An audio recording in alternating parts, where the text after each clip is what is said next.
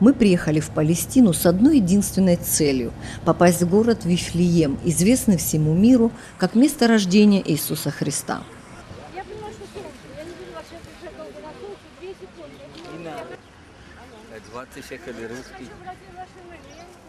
Особенно много народа толпилось у самого главного христианского храма – храма Рождества.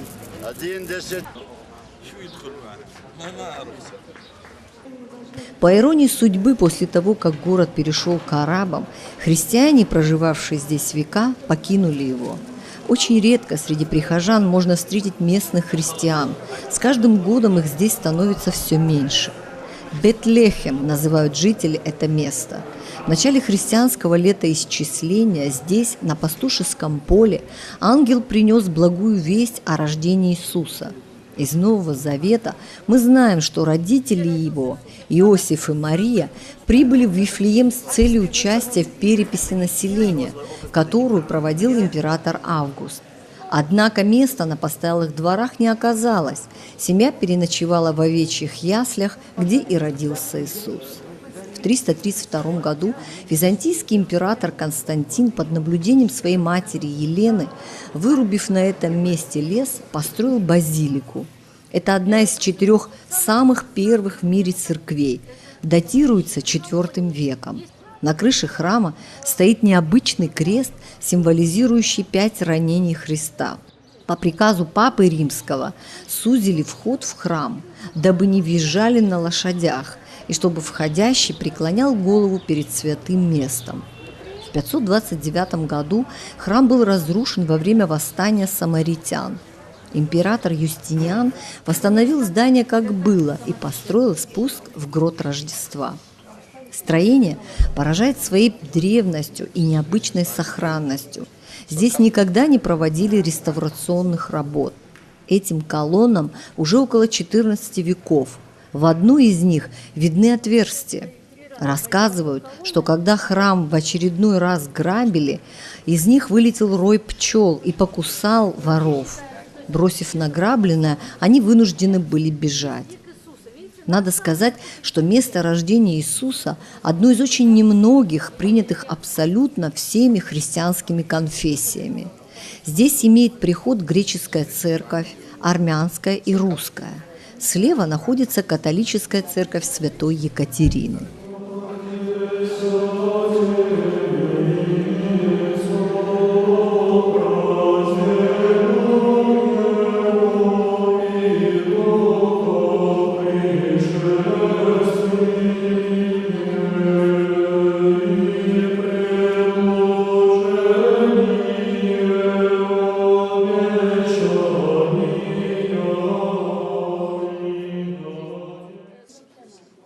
За греческим пределом начинается спуск в грот Рождества. В пещере рождения в центре находится 14-конечная серебряная звезда. 14 лучей символизируют 14 остановок крестного пути Иисуса от суда до распятия. В 1947 году первая серебряная звезда была украдена турками, что послужило одной из причин Крымской войны. Сейчас здесь лежит вторая серебряная звезда.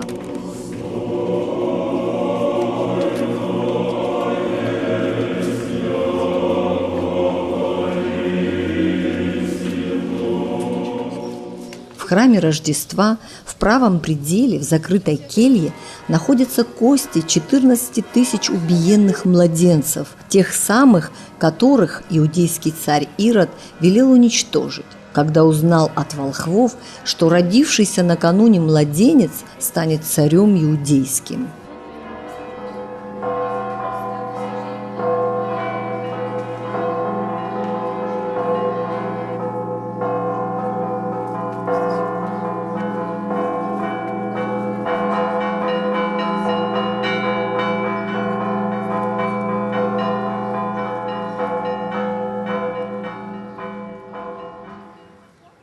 На окраинах Иерусалима находится источник Марии. Согласно библейским преданиям, здесь Дева Мария повстречала свою родственницу Елизавету, будущую мать Иоанна Крестителя. В этом месте ежегодно на 5-й день Благовещения проходит торжественная церемония целования.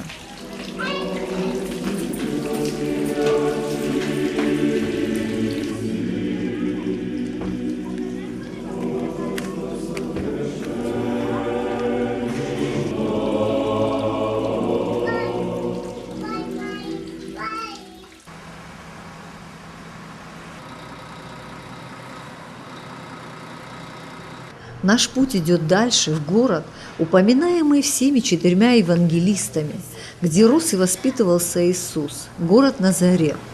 В XVII веке над домом плотника Иосифа выстроен храм, названный храмом Благовещения.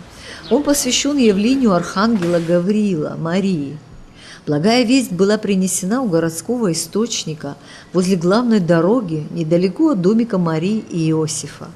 По христианской теологии этот момент является точкой отсчета, началом христианской эры, самым первым ее чудом.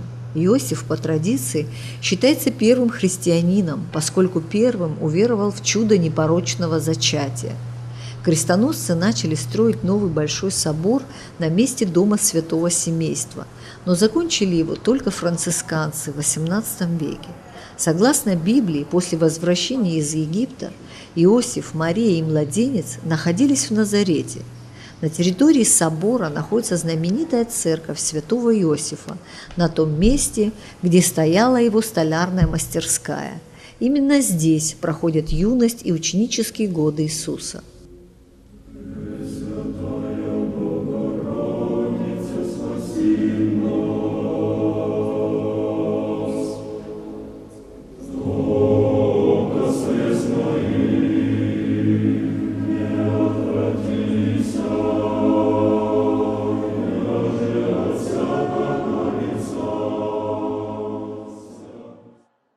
Назарет же имел в те времена плохую репутацию. Разве что-то хорошее может выйти из Назарета, сказано в Евангелии от Иоанна. Однако сам Иисус был назван назарянином. На момент нашей съемки в храме проходила католическая итальянская месса.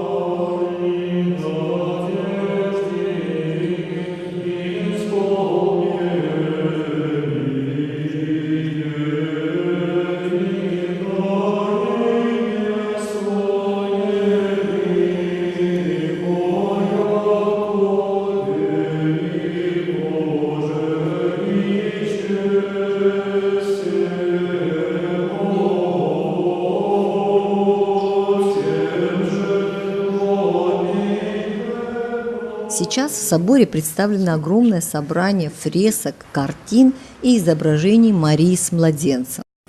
За право поместить здесь фреску из своей страны общины христианского мира платят большие деньги.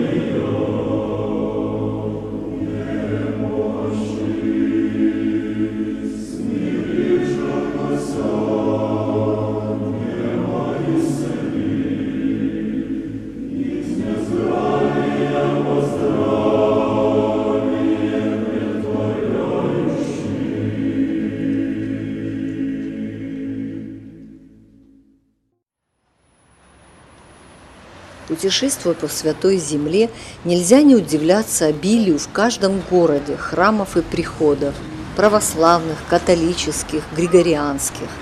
Тут и там, на холмах Иерусалима, сверкают позолоченными куполами церкви. На самом верху Масличной горы находится храм Святой Марии Магдалины русского подворья, а на другом конце города просматриваются очертания Горненского женского монастыря. Тут же рядом стоит францисканский храм Иоанна Крестителя.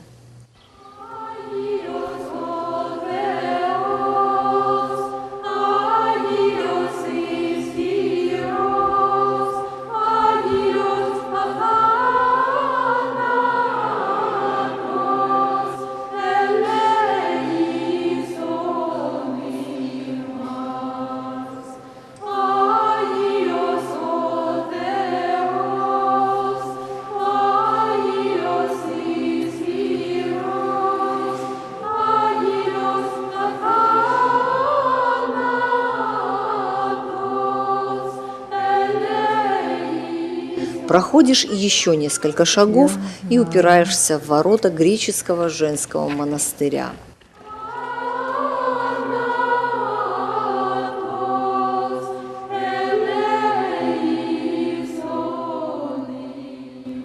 Но наш путь лежит в Галилею, на место истока Иордана из Галилейского озера. Библия свидетельствует, в этом месте Иоанн Предтеча крестил в воде народ иудейский. Когда к нему пришел Иисус, креститель, удерживая его, спросил: «Мне надобно креститься от тебя, и ты ли приходишь ко мне?» Иисус сказал ему в ответ: «Так надлежит нам исполнить всякую правду». Крестившись, Иисус вышел из воды, и тут же произошло чудо, свидетелями которого стали сотни людей. Разошлись облака, и с неба опустился голубь. Вслед за этим раздался голос, говорящий: «Сей есть Сын мой возлюбленный, в котором мое благоволение». В реке Иордан впоследствии Иисус будет крестить своих учеников. У входа в купальни стоят плиты. На всех языках мира они рассказывают о том, что произошло здесь 2 тысячелетия тому назад. И по сей день христиане всего мира приезжают сюда, чтобы провести здесь обряд крещения.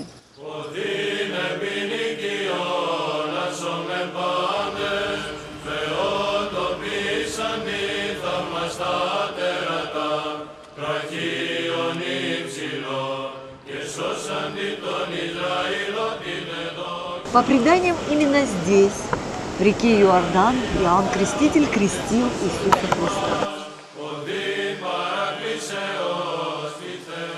Если вы прошли обряд крещения в Иордане, то вам обязательно выдадут такой сертификат.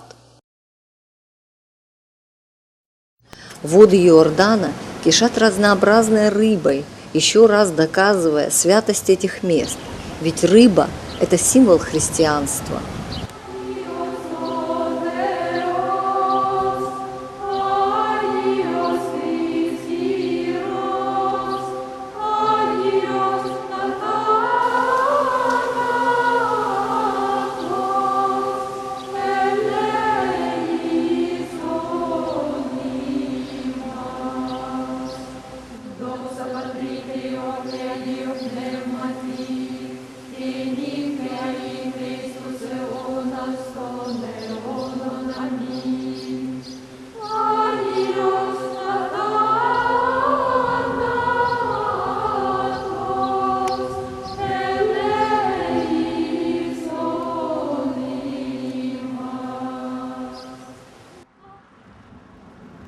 Как известно, после крещения Иисус отправился в пустыню, постился там 40 дней и был искушаем дьяволом.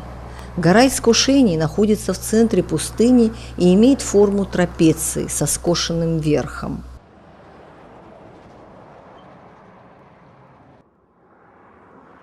В Галилее находится знаменитое Галилейское озеро. В разные времена его называли по-разному – Тивериадское, Генесаретское. Оно вошло в историю как озеро, на берегах которого проходили основные события Нового Завета. Галилейское озеро было много раз упомянуто в Евангелиях как место проповедничества Иисуса. Здесь им было сотворено множество чудес. Он ходил по воде, прекращал бурю, наполнял рыбацкие сети рыбой. Здесь он набирал единомышленников – Симона Петра, Андрея, которым было сказано: «Идите за мной, и я сделаю вас ловцами человеков». И здесь же вам обязательно покажут место, где Иисус с берега пошел по воде. В празднике тут тоже проходит обряд крещения. Этому чуду хождения по воде посвящен стоящий на берегу храм с розовыми куполами.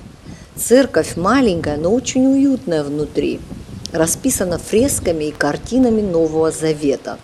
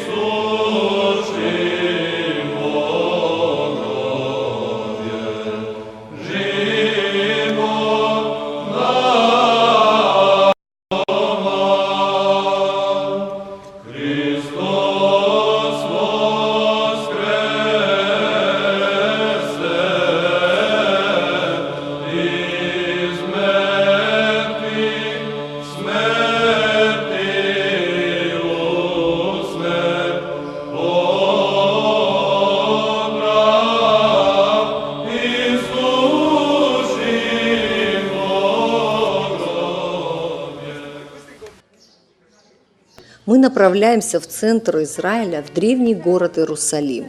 Здесь находится еще один очень почитаемый всеми христианами храм Успения Богородицы. Согласно библейским преданиям, на этом месте она умерла и была взята на небо своим сыном.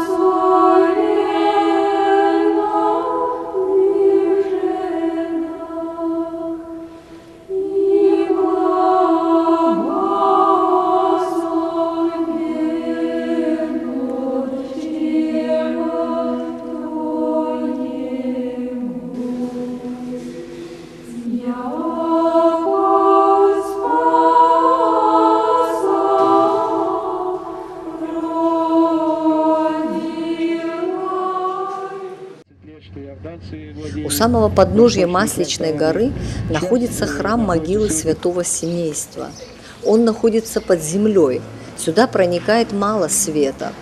Строили этот храм крестоносцы в XII веке. Длинная лестница ведет к часовне, где расположена гробница Богородицы. С двух сторон на спуске две ниши. В правой захоронены родители Марии, Иоахим и Анна. Ниша слева посвящена святому Иосифу, мужу Марии. В самом центре храма справа стоит часовня с узким входом. Зайдя в нее, можно увидеть гробницу Богородицы. Она вырублена в скале и накрыта мраморной плитой. В ней пробиты 3 специальных отверстия для желающих прикоснуться. Гробница вся в дырках, Еще в древние времена христиане откалывали кусочки и увозили с собой в дальние страны, как святыню.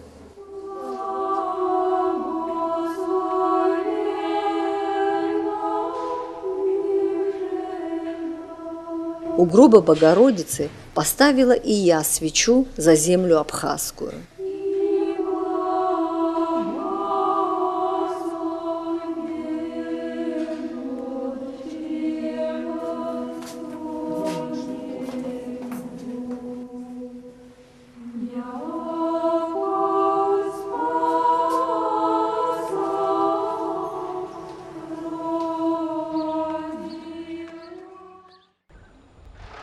Две тысячи лет тому назад в Иудее, древнем городе Иерусалиме, произошла эта история последних дней Бога-человека на земле. Ее рассказывают на всех языках мира паломникам и туристам. Началась она с того, что однажды именно через эти ворота въехал в Иерусалим на белом ослике Иисус. Его встречали жители города с пальмовыми ветвями в руках, с криками «Осанна сыну Давидову». Эти ворота называют воротами милосердия. Позже двуарочный пролет их замуровали арабы, дабы не пришел через них еврейский Мессия. После Тайной вечери Иисус, взяв с собой 3 апостолов Петра, Якова и Иоанна, ночью пришел в Гефсиманский сад. На этих кадрах вы видите этот сад, которому исполнилось вот уже 2 тысячелетия. Сохранились 8 очень старых олив, ровесниц тех, что росли здесь в первом веке. Самые старые из них были обрезаны, как утверждают ботаники, 1100 раз. Их современные побеги все еще плодоносят.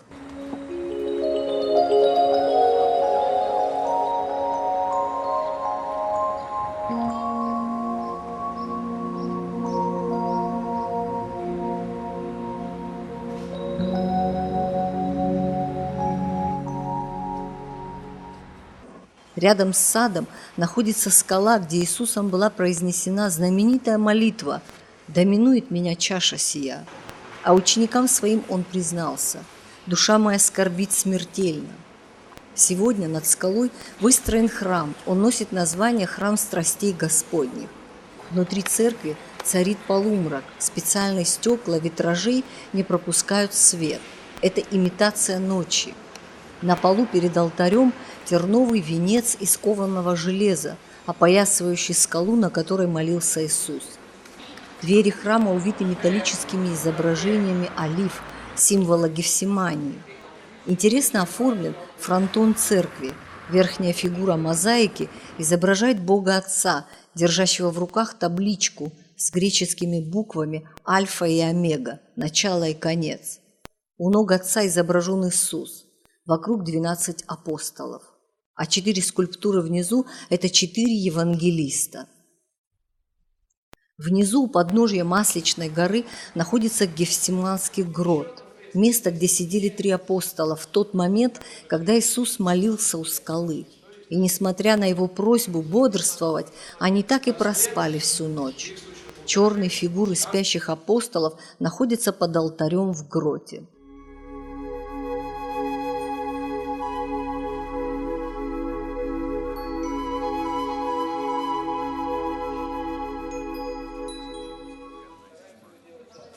И, наконец, все события Нового Завета приводят нас к горе Голгофе, на которой разыгралась одна из самых драматических историй человечества. Над вершиной горы выстроен большой храм. Это самая главная святыня христианства. Все маленькие проулочки, которыми испещрен старый город, ведут к главному, ведут к храму гроба Господня. В 25 году на горе Голгофе, в соответствии с решениями Вселенского Никейского собора, здесь начала сооружаться первая церковь, строительство которой продолжалось 9 лет.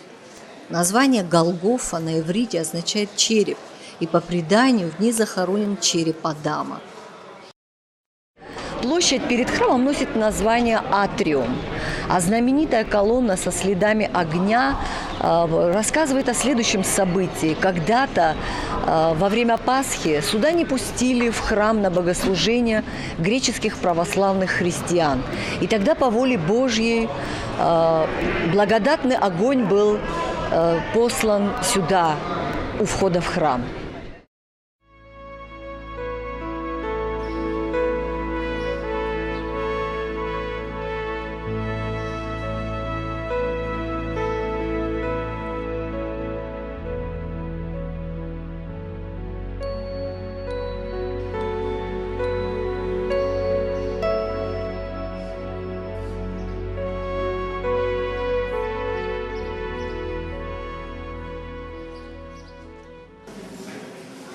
Мы подходим к тому месту, где стояло распятие. В храме темно, электрическое освещение здесь запрещено. Однако сквозь стекла, которыми накрыли Голгофу, видны фрагменты горы.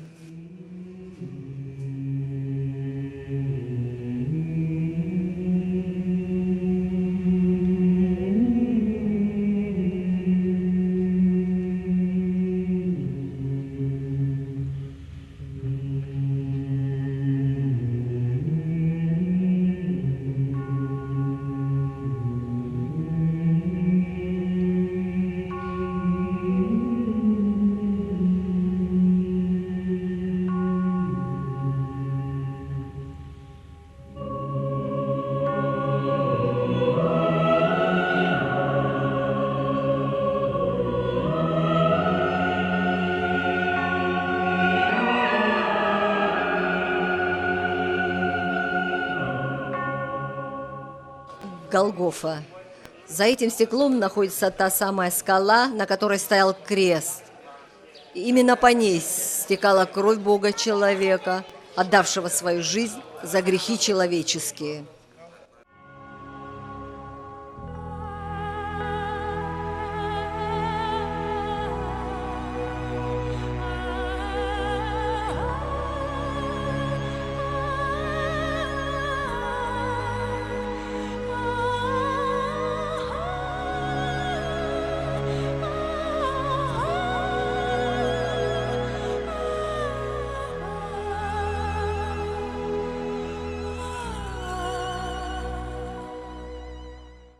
Камень помазания – это то место, куда положили Иисуса, сняв с креста. Здесь его обмыли миром и алоэ. По мнению христиан, камень постоянно мироточит. Из него само по себе изливается мира. Поэтому это место, где освящаются иконы и кресты. Камень помазания представляет собой тщательно отполированную плиту розового известняка. Паломники набирают мира на ткани, платки и увозят с собой как святыню. В центре храма, чуть справа, находится часовня Кувуклия. Кадры с нею транслируются по всему миру в день Пасхи, Светлого Христового Воскресения, день снисхождения благодатного огня. Ведь в этой часовне находится главная святыня христиан. Самая главная святыня христианства – гробница Иисуса Христа. Она находится в часовне, которая состоит из 2 комнат. Первая комната – это капелла ангела. Там находится обломок скалы, на которую присел ангел, когда жены-мироносицы вошли в опустевшую гробницу. И уже во второй комнате находится, собственно, сама святыня – гробница Иисуса Христа.